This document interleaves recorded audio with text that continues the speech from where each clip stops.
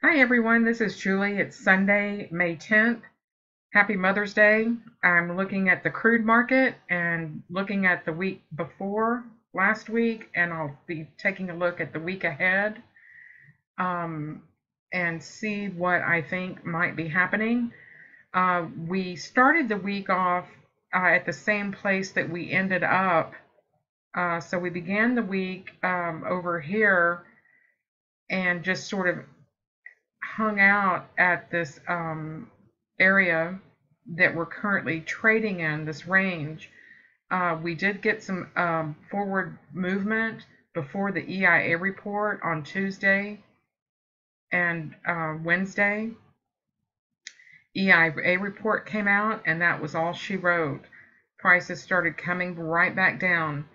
And this is actually a head and shoulders pattern. We've got our left shoulder, we've got our head, and we're building our right shoulder now. So if this turns back down, Globex tonight and into Monday, and this 58.30 level breaks, I'm going to be looking for about a $4 move.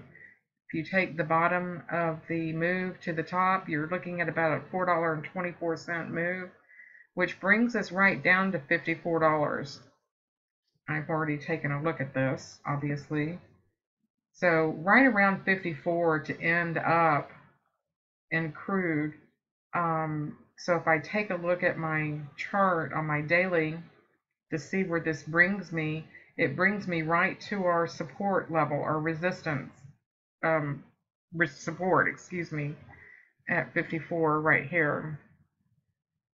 So I believe it's going to come down to find this support area and hang out for a little while, and it will decide the market, given reports next week, whether it's going to resume back up or come back down.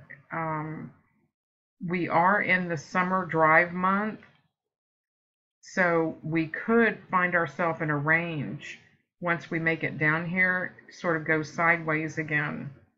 And there's nothing to keep crude from just bouncing up and down in small ranges forever.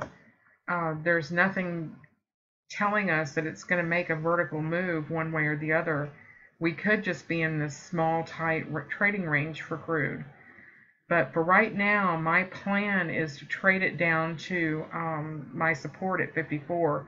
I've got my stochastics rolling over, I've got my head and shoulder, and I've got my daily bars starting to come down now. I will be watching for this trend line break, get a little bit of fast price action once that happens, and watch it trail down.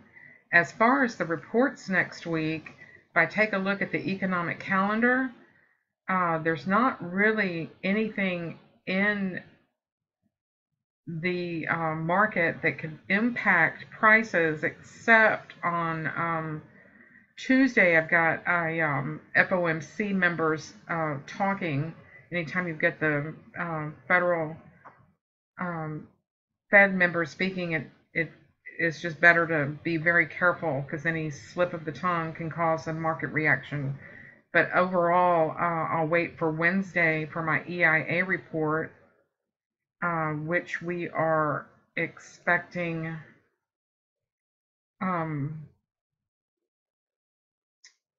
We'll see what the expectations. They haven't posted them yet. Our previous was the minus 3.882 million barrels, which caused the downtrend.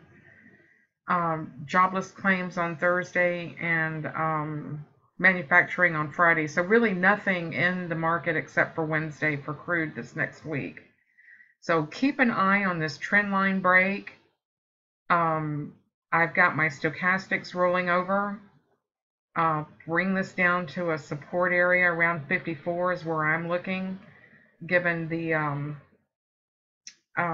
level measured move of the head and shoulders. But anything can happen in trading, and anything can and will happen. So if the market starts reversing back up and rallying, I'm going to forget my notions of a head and shoulders, and I'll be buying that rally. So just watch your trend lines, watch your channel lines, and trade between your value area highs and lows. A good place to position yourself short is when price gets up to a previous value area high. There are my MP lines, and that's where a position to take short is, or the current value area. As you can see, price likes to bounce on these value area highs and previous. So that's one way to trade it. This is Julie. Good luck next week in the markets, and we'll see you on the weekly wrap up next week.